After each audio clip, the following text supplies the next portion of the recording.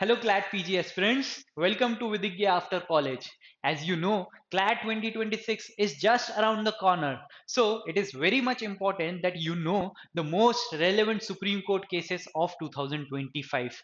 That's why we are bringing for you this series जिसमें हम discuss करेंगे जितने भी 2025 के relevant judgments है वो और उसके साथ you can get the PPD for the same. So let's start with the discussion.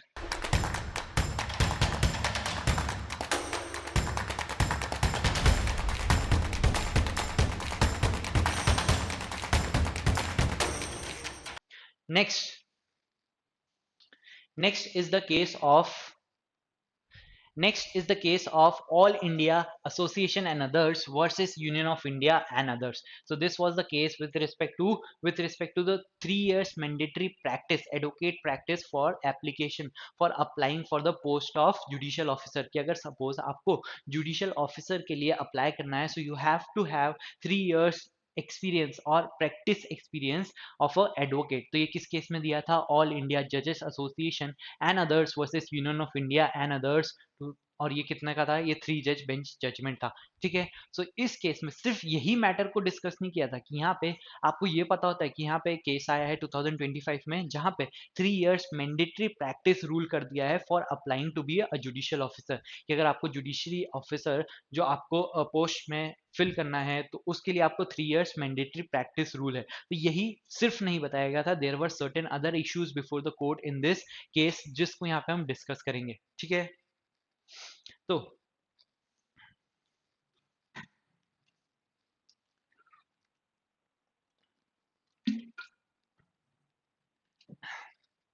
here the bench comprises of Honorable Chief Justice, then Chief Justice B.R. Gawai and Honorable Justice Augustine, next justice Vinod Chandran. तो ये 3 जजेस की bench थी जिसमें supreme court के chief justice then chief justice B R Gavai भी थे. So it is one of the important judgments of 2025. तो यहाँ पे आपको क्या पूछा जा सकता है? तो यहाँ पे सर्टेन एक शेट्टी कमीशन की रिपोर्ट है, उसको पूछा जा सकता है कि किसने रिपोर्ट दी थी, किस कौन सी कमीशन थी या फिर कौन सी कमिटी थी जिसकी रिपोर्ट्स के बेसिस के ऊपर ये सारे डिस्कशंस हुए थे. ठीक है, ये हो सकता है. नेक्स्ट हम देखेंगे यहाँ पे एक आप ऑल इंडिया जजेस एसोसिएशन है कि ये जो केस है ऑल इंडिया जजेस एसोसिएशन है इनके केस का है. इसी के रिस्पेक्ट में जो प्रायर जजमेंट्स थे कि हम बोलेंगे ए आई जे थर्ड सेकेंड ऑल इंडिया जजेस एसोसिएशन केस हो सकता है. एक एक होगा थर्ड ऑल इंडिया जजेस एसोसिएशन केस. जैसे इस केसेस में हम देखेंगे कि कहाँ पे सुप्रीम कोर्ट ने कौन सी मैंडेटरी कंडीशन, जैसे ये जो हम बोल रहे हैं 3 year मैंडेटरी प्रैक्टिस, तो पहले 3 year मैंडेटरी प्रैक्टिस को हमने अलाउ किया फिर डिसअलाउ किया, क्या किया, तो ये सारे हम केसेस में देखेंगे सेकेंड एंड थर्ड केस. और ये जो वाला है इसको हम क्या बोल सकते हैं? फोर्थ वाला बोल सकते हैं. सो स्टार्टिंग विद दिस कि अगर हम देखें the batch of application raises issue pertaining to the qualification, promotion, selection of candidates. तो यहाँ पे हम लोअर जुडिशरी में, क्या आप लोअर जुडिशरी की, हायर जुडिशरी की, आप जो डिस्ट्रिक्ट जज एज अ पोस्ट पे अपॉइंटमेंट होता है उन सब की बात करोगे, प्रमोशंस के रिस्पेक्ट में बात करोगे, तो यहाँ पे इन सब की बात हो रही है. Qualification, promotion and selection of candidates who are desirous of either entering the judicial services as civil judge junior division की जो पोस्ट के हम जो 3 years में प्रैक्टिस की बात कर रहे हैं, तो यहाँ पे सिविल जज जूनियर डिवीजन की पोस्ट के क्वालिफिकेशन की रिस्पेक्ट में and higher judicial services and with regard to promotion at different levels की यहाँ पे हायर जुडिशरी के रिस्पेक्ट में भी हम बात करेंगे कि हायर जुडिशरी का पर्सन अगर डिस्ट्रिक्ट जज बनना चाहता है तो उसके रिस्पेक्ट में क्या प्रमोशन में क्या क्वालिफिकेशन रिक्वायरमेंट, क्या कोटा हो सकता है. तो ये सारे इनमें इश्यूज थे बिफोर द सुप्रीम कोर्ट. कि अगर हम मियर डिस्कशन देखें कि क्या क्या इश्यूज हो सकते हैं, क्या क्या इश्यूज सुप्रीम कोर्ट के सामने थे इन दिस केस, तो हम बोलेंगे the issues before the supreme court were limited departmental competitive examination. So here एक एलडीसीई एग्जामिनेशन होता है with respect to the promotion. तो यहाँ पे ये क्या है? Whether the quota for promotion to district judge through LDCE should be restored to 10% back to 25%. यहाँ पे अगर अभी हम केस देखेंगे सेकंड जो हमने ऑल इंडिया जजेस एसोसिएशन केस देखा, थर्ड जजेस का केस देखा, तो इस केसेस में क्या हुआ था कि सर्टेन प्रोविजंस दिए थे with respect to division of promotion. कि कोई भी पर्सन कि अगर हम देखें first to as to whether the 10% quota reserve for limited departmental in competitive examination for promotion to higher judicial services that the cadre of district जजेस, कि अगर डिस्ट्रिक्ट जज की पोस्ट के लिए आपको प्रमोट करना है किसी पर्सन को, उस बेसिस पे लिए क्या प्रोपोर्शन हो सकता है, कि अगर हम देखेंगे कि अगर सपोज डिस्ट्रिक्ट जज के लिए कोई भी पर्सन को अपॉइंटमेंट चाहिए तो वो कैसे जा सकता है, तो यहाँ पे अपॉइंटमेंट विद रिस्पेक्ट टू कैसे हो सकता है, एक तो डायरेक्ट अपॉइंटमेंट हो सकता है, एक प्रमोशंस के थ्रू हो सकता है। ठीक है, डायरेक्ट क्या है, बार से आप डायरेक्टली क्या बन सकते हो, डिस्ट्रिक्ट जज बन सकते हो, कि जो एडवोकेट है after certain years of practice can apply to become a district जज, कि वो एग्जाम देके जो आपका प्रीलिम्स हो सकता है, मेंस हो सकता है, वाइवा हो सकता है, उस बेसिस पे डायरेक्ट हो सकता है। एक क्या हो सकता है, प्रमोशन हो सकता है, कि जो सपोज जो सिविल जज हायर डिवीजन पे है तो वो क्या कर सकता है, after promotion can become a district जज। तो उस बेसिस पे हम बोल रहे हैं कि यहाँ पे जो प्रमोशन का बेसिस है, यहाँ पे कोई जो एग्जाम हो रही है कि उसके लिए कोई कोटा होना चाहिए क्या। See, the third AIJ case of 2002 considered various recommendation of Shetty Commission, कि ये शेट्टी कमीशन इंपॉर्टेंट है with respect to this case. यहाँ पे अगर हम देखें 2002 से ही एक शेट्टी कमीशन के जब ये जजमेंट हुआ था, सेकेंड थर्ड केस हुआ था, उसमें भी शेट्टी कमीशन की रिकमेंडेशन, जो शेट्टी कमीशन थी उसकी रिकमेंडेशन के बेसिस के ऊपर हमने ये रूल्स बनाए थे, that recruitment to higher judicial services that district जज cadre from amongst the advocates should be 25% and appointment on the basis of promotion should be 75%। कि इनकी रिकमेंडेशन क्या थी, यहाँ पे आप ये जो डायरेक्ट अपॉइंटमेंट कर रहे हो वो 25% का करो, और जो प्रमोशन है उसमें आप कैसे करो, 75% on the basis of promotion. ठीक है, next, it directed that recruitment to higher judicial services that the cadre of judges will be कितना 50% by promotion from among civil judge senior division on the basis of principle of merit cum seniority and passing of a suitability test, कि हमने बोला 25% तो आप directly बार से appointment ले सकते हो, इसके रिस्पेक्ट में आपकी एग्जामिनेशन होगी जहां पे प्री मेंस एग्जाम इंटरव्यू होगा। इसमें जो 75% है उसमें हम बोल रहे हैं कि आप जो 50% है यहाँ पे आप मेरिट कम सीनियरिटी बेसिस पे करो, कि जो भी सिविल जज सीनियर डिवीजन पे है, सिविल जज सीनियर डिवीजन पे है, उनके अगर पोस्ट है तो उसमें जो भी पर्सन सीनियरिटी के बेसिस के ऊपर क्या कर सकता है, सीनियरिटी के बेसिस पे आफ्टर क्वालिफाइंग सर्टेन एग्जाम, जो एक सर्टेन एग्जाम हो सकती है, कि हम क्या बोल रहे हैं, on the basis of merit cum seniority basis and passing a suitability test, कि सिर्फ अगर आपने सुटेबिलिटी टेस्ट पास किया है and if you are having merit cum seniority, तो यहाँ पे बेसिक प्रेफरेंस किसको दिए, आपको सीनियरिटी के बेसिस पे दिए, कि सीनियरिटी के साथ साथ if you have certain merits which can be checked by a suitability test, तो उसके बेसिस के ऊपर आप बोल रहे हो 50% आप ये जो प्रमोशन है उनका कर सकते हो। Now with respect to this 25% they are saying कि यहाँ पे क्या हो सकता है, आप क्या बोल रहे हो कि एक एग्जाम ले सकते हो जिसका क्या नाम है, लिमिटेड डिपार्टमेंटल कॉम्पिटिटिव एग्जामिनेशन। ये जो एलडीसीई है, ये एलडीसीई क्या करेगी, जो भी अगर सपोज सीनियरिटी में ऊपर नहीं है but if he is qualifying this exam, तो उसके बेसिस पे हम on the basis of merits क्या कर सकते हैं, on the basis of their merits they can be promoted to the post of district जज even if they are not senior. तो यहाँ पे सर्टेन क्वालिफाइंग ईयर्स हो सकते हैं, कि अगर सपोज आप बोल रहे हो कि 5 ईयर्स आपने अगर सिविल जज सीनियर डिवीजन की पोस्ट पे आपने कंप्लीट कर लिया, उसके बाद आप ये एग्जाम दे सकते हो, जिसके लिए ये किसके एग्जाम है, प्रमोशन के लिए एग्जाम है, ताकि अगर आप इसमें क्वालिफाई करते हो तो आप क्या बन सकते हो, डायरेक्टली डिस्ट्रिक्ट जज बन सकते हो, और आपको सीनियरिटी बेसिस पे रुकने की जरूरत नहीं है। ठीक है, 25% by promotion strictly on the basis of merit through limited competitive examination of civil judges senior division having not less than 5 years qualifying experience। तो हम यही बोल रहे हैं कि क्या होता, कि यहाँ पे ये होगा मेरिट कम सीनियरिटी बेसिस पे, मतलब आप सीनियरिटी को भी कंसीडर कर रहे हो यहाँ पे, बट हियर सिर्फ आप किसको कंसीडर कर रहे हो, मेरिट को कंसीडर कर रहे हो, और आपको एलडीसी की एग्जाम देनी पड़ेगी आफ्टर सर्टेन क्वालिफाइंग ईयर्स, की जैसे ही आपने सिविल जज सीनियर डिवीजन में 5 ईयर्स कंप्लीट कर लिए हैं, तो उसके बाद you are qualified to give this exam, जिसके बेसिस के ऊपर आप अगर क्वालिफाई हो रहे हो, तो अगर आपकी रैंक आ रही है तो उस बेसिस पे आपका प्रमोशन ज्यादा जल्दी हो सकता है, irrespective of the fact that you are not in the line of seniority. ठीक है, तो ये बेसिस था। 25% of the post shall be filled by direct recruitment from among the eligible advocates on the basis of written and viva test conducted by respective high courts। जैसे हम बोलते हैं higher judicial की एग्जामिनेशन होती है, तो यहाँ पे ये बात कर रहा है 25% की जो डायरेक्ट रिक्रूटमेंट हो सकता है, जो हाई कोर्ट या फिर जो पब्लिक सर्विस कमीशन है वो डिफरेंट स्टेट में कंडक्ट कराता है। तो ये डायरेक्ट है बार से आपका कि 7 years ऑफ अगर एक्सपीरियंस एज एन एडवोकेट है then you are eligible to appear in the examination for district जज। तो ये आपकी हो सकती है। तो 25%, 50% मेरिट कम सीनियरिटी बेसिस और एक सुटेबिलिटी टेस्ट अगर फुलफिल कर रहे हो तो ठीक है।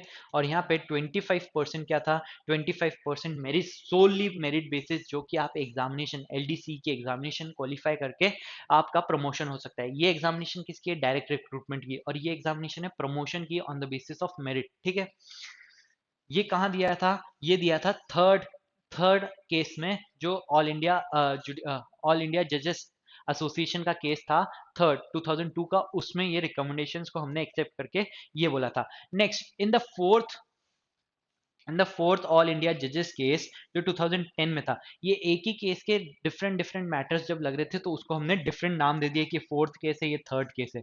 द अर्लियर रिक्रूटमेंट रेशो की जो हमने अभी रेशो देखा कि 25, 50 और 25, ये जो रेशो है इसमें चेंज किया हमने।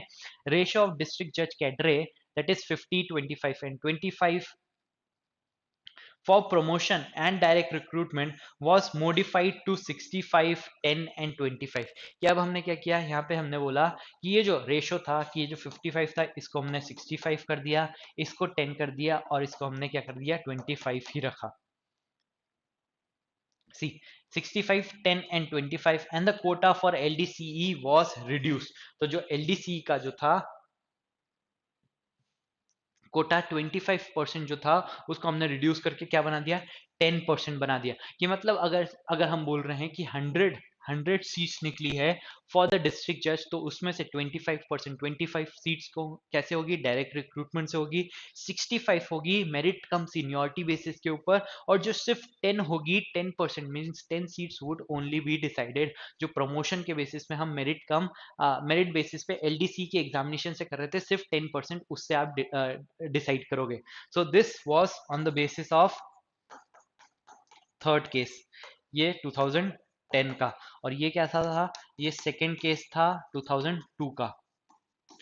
ठीक है, now the matter is before the supreme court की ये जो रेशियो है 25, 65 एंड 10, इसको क्या रिवाइज करके, ये जो 10 था इसको वापस रिवाइज करके 25 पे ले जाना चाहिए क्या हमको। So the matter before the supreme court in this case जो 2025 में आया था, कि जो रेशियो अभी एप्लीकेबल था बिफोर दिस जजमेंट 25, 65 एंड 10, क्या इसको वापस से रिवर्स करना चाहिए ताकि ये जो 10% है 25 हो जाए। तो यहाँ पे सुप्रीम कोर्ट के ऊपर यही इशू था। In the present case, the Supreme Court reinstated the LDCE quota for district judge promotion to 25, providing stronger incentive for meritorious officer। तो the basic of providing this exam क्या था कि यहाँ पे why this procedure of LDCE examination क्यों ली थी हमने, यहाँ पे this method was adopted on the basis of merit, ताकि जितने भी मेरिटियस स्टूडेंट्स है, मेरिटियस ऑफिसर है, उनको हम इंसेंटिव दे सके, यहाँ पे उनको प्रमोट कर सके on the basis of merit, ताकि जो है quality of the officers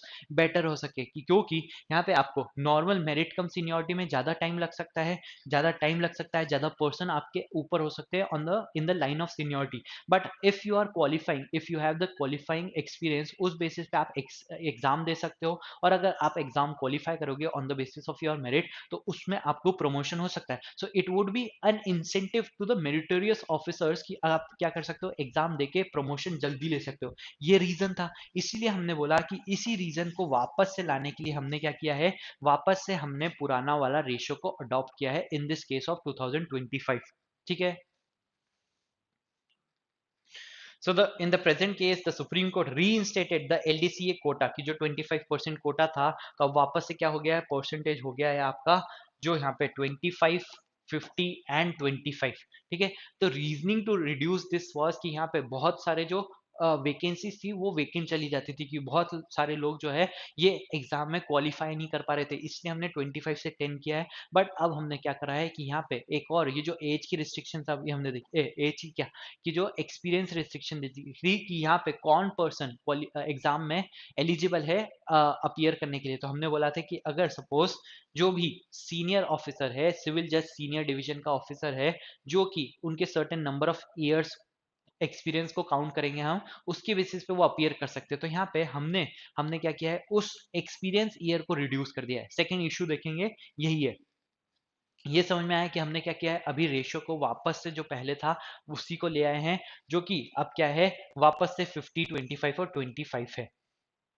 Next issue, as to whether the minimum qualifying experience for appearing in the aforesaid examination, कि जो LDC एग्जामिनेशन थी जिसको हम प्रमोशन के लिए यूज कर रहे हैं, जिसमें कोई भी जो क्वालिफाइंग सीनियर ऑफिसर है, सीनियर ऑफिसर सिविल जज सीनियर डिवीजन का ऑफिसर है, वो क्या कर सकता है, वो अपीयर कर सकता है फॉर प्रमोशन। तो यहाँ पे क्या मिनिमम क्वालिफाइंग, आपके पास क्या मिनिमम क्वालिफाइंग एक्सपीरियंस होना चाहिए, तो उस केस में हमने बोला क्या उसको रिड्यूस करना चाहिए, and if so how many years, whether the qualifying experience of judicial officer to appear for this LDC should be reduced from 5 years to 3 years as a civil judge senior division। तो हम क्या बोल रहे हैं, पहले क्या condition थी कि जो भी सिविल जज सीनियर डिवीजन का ऑफिसर है जिसका 5 years as a senior division में फुलफिल कंप्लीट हो गए हैं, तो ही can appear in this examination for the promotion.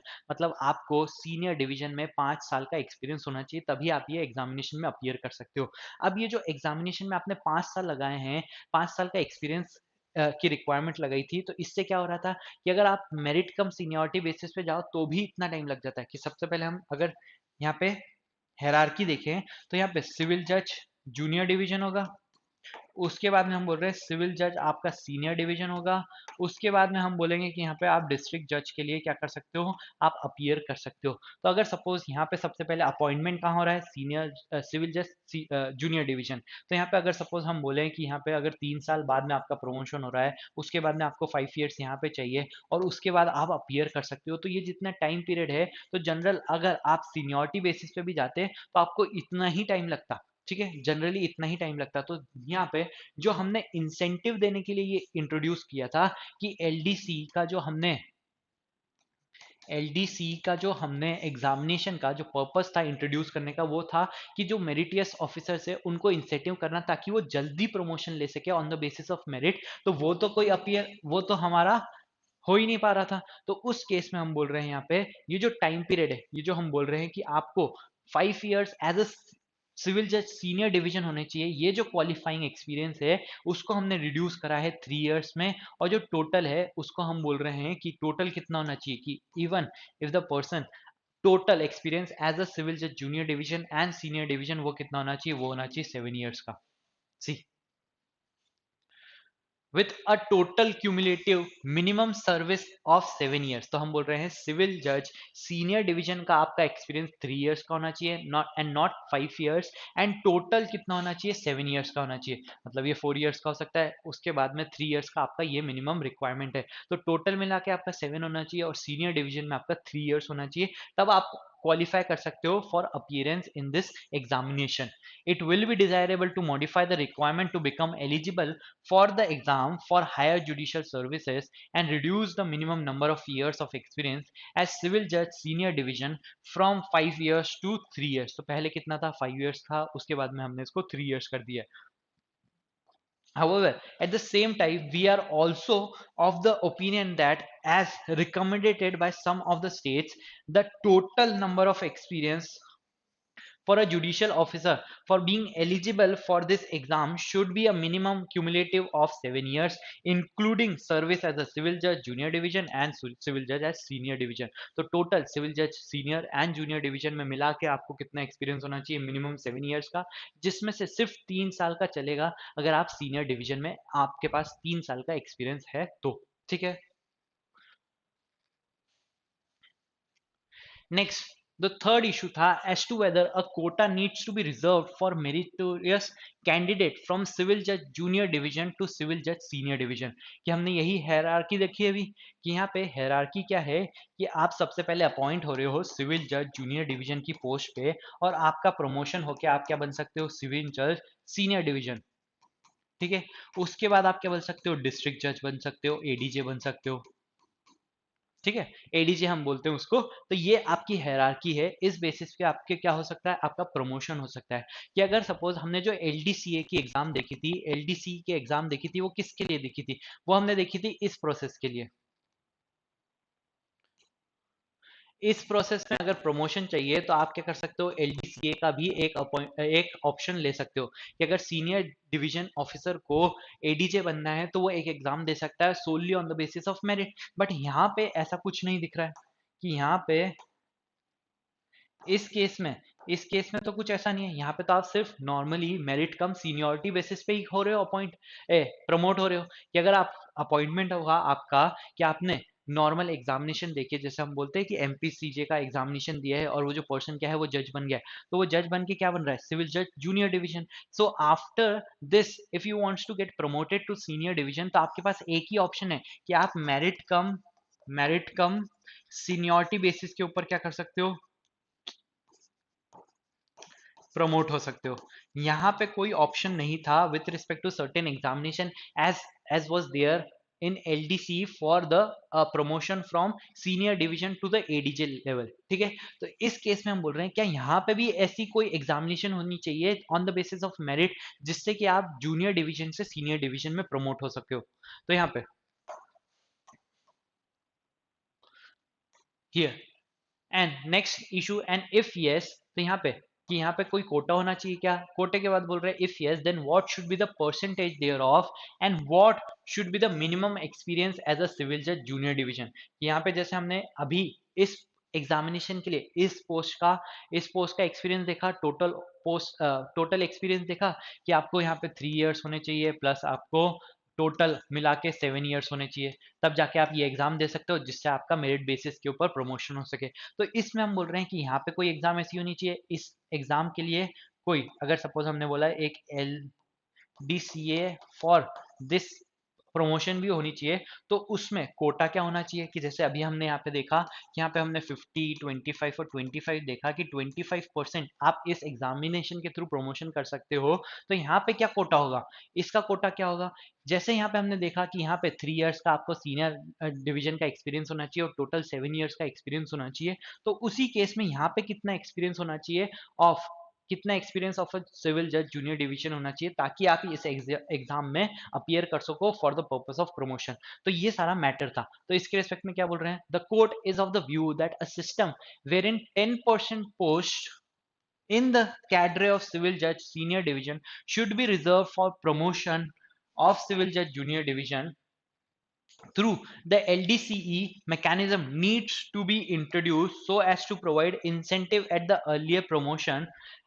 earlier promotion to meritorious candidates working in the cadre of civil judge junior division। तो हमने क्या बोला कि yes such mechanism of such examination should be introduced और यहाँ पे हमने कितना कोटा रिजर्व किया 10% of the promotions कि यहाँ पे जितना भी जो आप सिविल जज सीनियर डिवीजन में कर रहे हो तो उसके लिए हम क्या बोल सकते हैं 10% उसका आप थ्रू दिस एग्जामिनेशन क्या कर सकते हो चूज कर सकते हो। तो उस बेसिस पे हम क्या बोल रहे हैं मेरिट को आप क्या करोगे प्रेफरेंस दे रहे हो by conducting such examination for the promotion from civil जज junior division to senior division.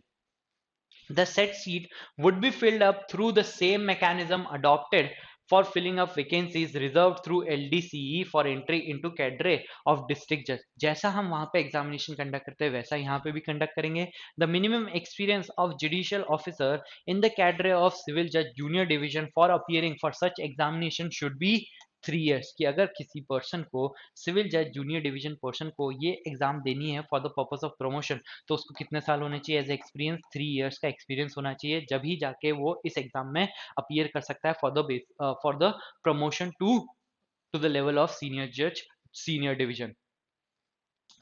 ठीक है, next issue before the supreme court was as to whether some suitability test should also be introduced while promoting civil judge senior division to the civil cadre of district judge against the existing 65% quota. क्या हमने ये बोला था? Civil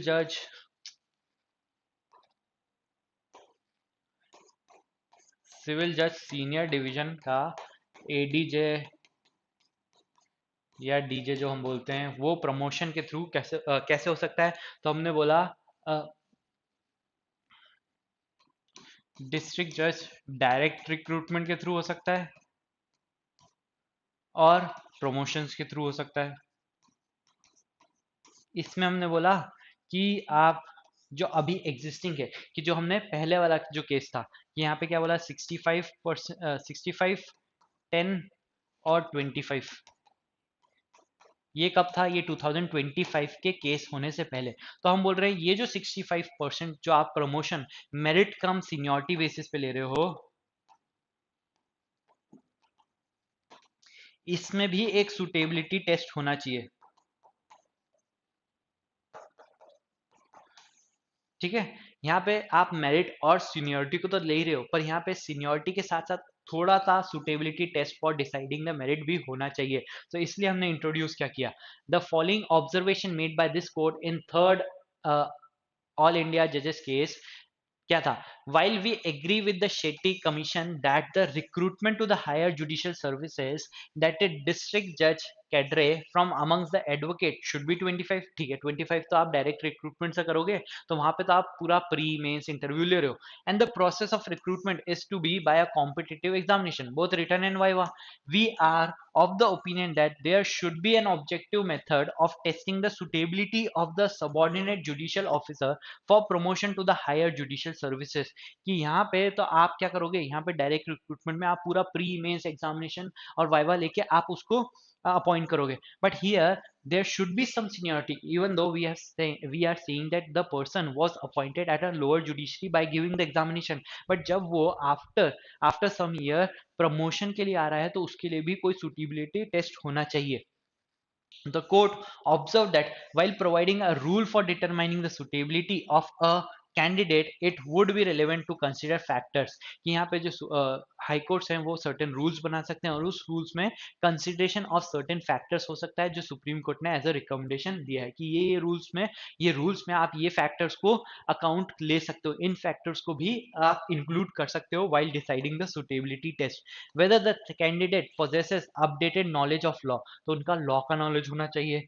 the quality of judgment rendered by the judicial officer, तो जब हम देख रहे हैं उनका प्रमोशन देख रहे हैं as a senior division to district जज, तो उस केस में आप जितने भी उनके जजमेंट्स थे, quality of judgments rendered by judicial officer देख सकते हो, ACR of judicial officer of the preceding 5 years।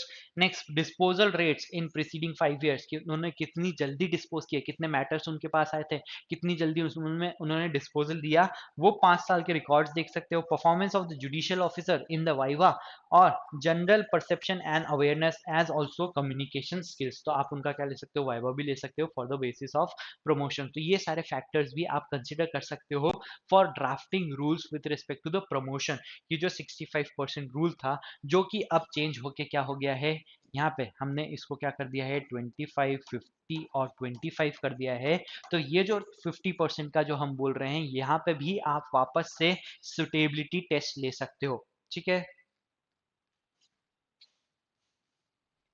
Next जो लास्ट इशू था इसमें, as to whether the recruitment of requirement of having minimum 3 years experience.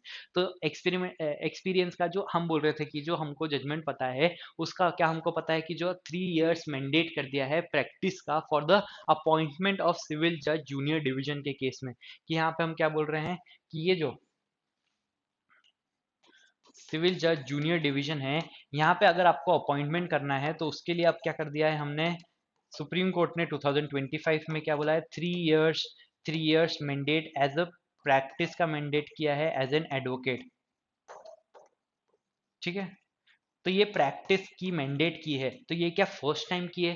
तो हम बोलेंगे नहीं। सी, The Shetty Commission, in its report dated 11th November 1999, noted that though Article 217 and 233 of the Constitution of India prescribe minimum experience of 10 years to be appointed as high court जज and 7 years to be appointed at district जज, कि यहाँ पे हम क्या कर रहे हैं कि यहाँ पे अगर हम कॉन्स्टिट्यूशन में डिफरेंट प्रोविजंस की बात करें तो 217 में हाई कोर्ट के अपॉइंटमेंट में हम बोलते हैं कि अगर सपोज हाई कोर्ट के अपॉइंटमेंट के लिए कोई भी पर्सन एलिजिबल कब होगा, जब उसके पास में 10 years का एक्सपीरियंस होगा। ठीक है, नेक्स्ट उसमें हम बोल रहे हैं कि अगर सपोज कोई पर्सन को डिस्ट्रिक्ट जज का जज अपॉइंट होना है, एज अ डिस्ट्रिक्ट जज अपॉइंट होना है, तो उसके लिए हम बोलते हैं 7 years का एक्सपीरियंस होना चाहिए जब डायरेक्ट रिक्रूटमेंट की बात कर रहे हैं। तो यहाँ पे but no such requirement was provided for being eligible to be appointed as civil जज जूनियर डिवीजन, कि अगर हम हाई कोर्ट की बात करें तब आपके पास एक एक्सपीरियंस की रिक्वायरमेंट होती है, अगर आप डिस्ट्रिक्ट जज की बात करो तब भी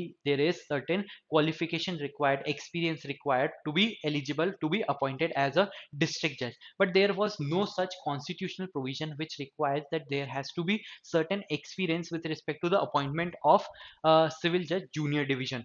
Next, Law Commission in its 14th report recommended 3 years practice at the bar. तो यहाँ पे लॉ कमीशन की कौन सी रिपोर्ट, 14th रिपोर्ट इंपॉर्टेंट हो जाती है। Next, learn amicus curiae as well as counsel appearing for most of the high courts. तो यहाँ पे in this 2025 case various high courts of various states ने क्या किया है कि डिफरेंट स्टेट्स में जो हाई कोर्ट है उन्होंने अपने ओपिनियन दिए है with respect to whether this mandate practice has to be included in the eligibility और नॉट, कि यहाँ पे 3 years का जो मैंडेट है प्रैक्टिस का एज एन एडवोकेट, क्या उसको एलिजिबिलिटी में इंक्लूड करना चाहिए कि नहीं करना चाहिए। तो उसके रिस्पेक्ट में different high courts has provided their opinion, कि अगर जैसे हम देखें तो दिल्ली हाई कोर्ट ने बोला कि यहाँ पे सिर्फ 1 year का एक्सपीरियंस होना चाहिए, दूसरे हाई कोर्ट्स ने बोला नहीं नहीं जैसे एमपी हाई कोर्ट हो सकता है, तो उन्होंने क्या बोला नहीं ये मैंडेट होनी चाहिए। तो उसके रिस्पेक्ट में after considering all the views of the high courts that the time has come, तो यहाँ पे has come to review as to whether the requirement for minimum years of practice as provided by this code in second all India judges association case is required to be restored, कि यहाँ पे कि जो minimum years of practice as provided by this code, कि हमने जो second all India जजेस association case देखा उसमें क्या बोला गया था, ये इंट्रोड्यूस किया गया था, और थर्ड ऑल इंडिया जजेस एसोसिएशन केस में इसको हटा दिया गया था इन द ईयर ऑफ 2002। ठीक है, तो हम बोल रहे हैं सेकेंड में इसको इंट्रोड्यूस किया था 3 years प्रैक्टिस को, थर्ड में इसको हटा दिया गया, और अब वापस से 2025 के केस में जो ऑल इंडिया जजेस एसोसिएशन केस है ऑफ 2025 उसमें इसको री इंट्रोड्यूस कर दिया है। Supreme Court, in agreement with the views expressed by most of the high courts, held that the requirement of reintroduction of certain numbers of years of practice would be necessary. So in this case of 2025, the court has stated that there is a requirement of reintroduction of this 3 years practice rule. ठीक है, तो यहाँ पे जो practice rule था उसको री introduce करने की रिक्वायरमेंट है, और उन्होंने सर्टेन रीजंस दिए कि यहाँ पे जो भी जजेस होते हैं after their appointment they are dealing with the matters of liberty, privacy and various constitutional principles are also involved। तो यहाँ पे जो पर्सन है उनके लिबर्टी, आप उनके प्राइवेसी, उनके जो राइट्स हैं उनके बारे में डिसाइड कर रहे हो। So the person should have certain experience of the court to be sitting as a जज इन द कोर्ट। तो उसके लिए यहाँ में हमने रिक्वायरमेंट इसको वापस री इंट्रोड्यूस किया है।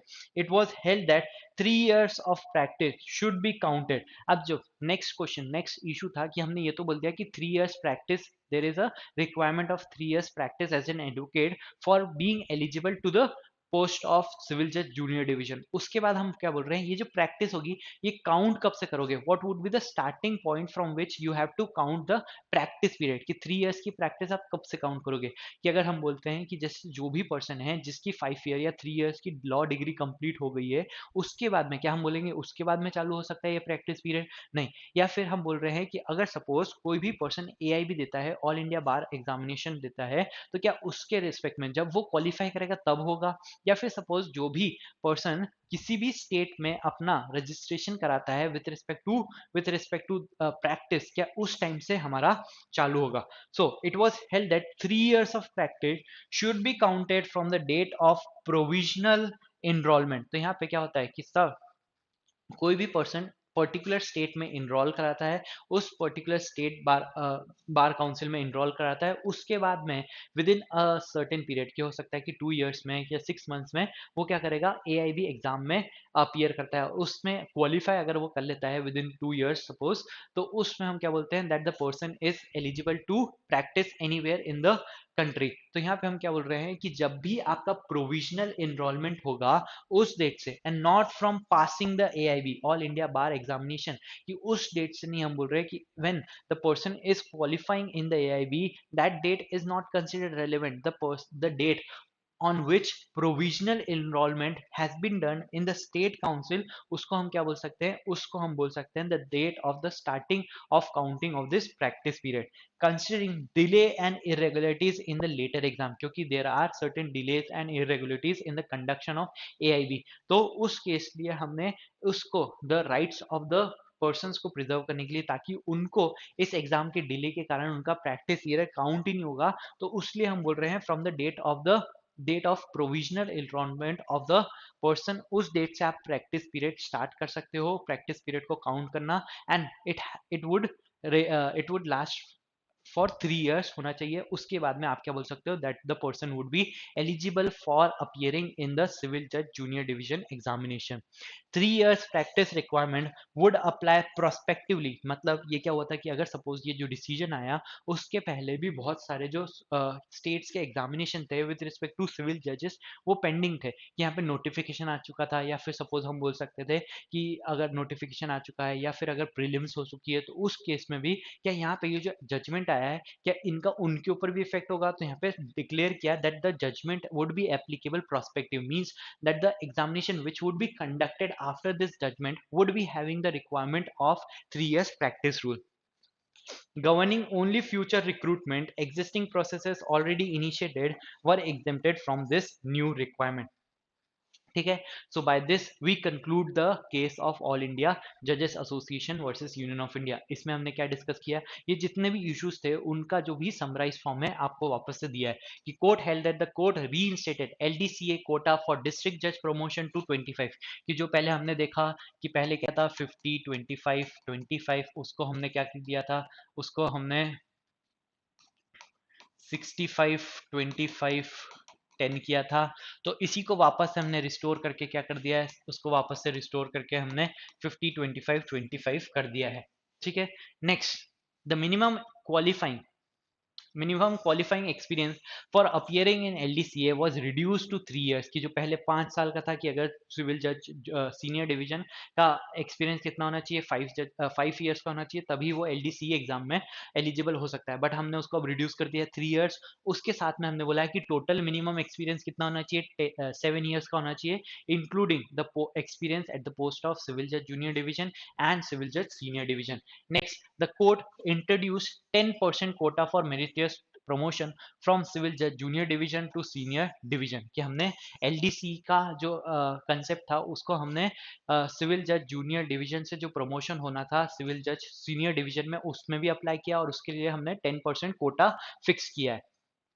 The court mandated introduction of an objective suitability test with respect to the promotion on the basis of merit cum seniority basis at the district judge level। उसमें भी हमने क्या किया है, suitability test का involvement किया है, promotion under the merit cum seniority quota to ensure fairness and transparency। Next, the mandatory 3 years practice requirement was restored as a binding eligibility condition for civil judge junior division examination to ensure competent judicial officers overruling prior relaxation in 2002। तो जो हम बोल रहे थे कि third all India जजेस case में इस जो रिक्वायरमेंट थी उसको हमने डिलीट कर दिया था फ्रॉम द रूल्स, उसी को हमने वापस क्या किया, री इंट्रोड्यूस किया है। Next, it was held that the 3 years of practice should be counted from the date of provisional enrollment, not from the passing of AIB, considering delays and irregularity, and the 3 years practice requirement would apply prospectively। ठीक है, so by this we conclude the judgment of this case। Any doubt with respect to the judgments that we have discussed today? So the PPT would be uploaded on the portal and the concern supreme court judgment, जो भी आपके full length judgements है, ये जो आपके documents है with respect to this cases, ये भी आपके पोर्टल पे अपलोडेड है। ये जैसे Jayraj Shetty versus director and others, all India all India जजेस association versus union of India, Amlesh Kumar versus State of Bihar. So all these are uploaded on your portal. You can download that the judgments from that and download the PPT और उसको आप read कर सकते हो and start reading the judgments also. ये judgments को आपको अगर जो PPT है उसमें summarize form में सारे issues को discuss कर दिए, but if you want to read the judgments also, they are uploaded on your portal. ठीक है? So ये था आज का judgment. I hope it was helpful for you. Download the PPT for the same. और अगर आपको ऐसे ही वीडियोस और देखने हैं तो सब्सक्राइब करें हमारे चैनल को विदिज्ञ after college. Best of luck.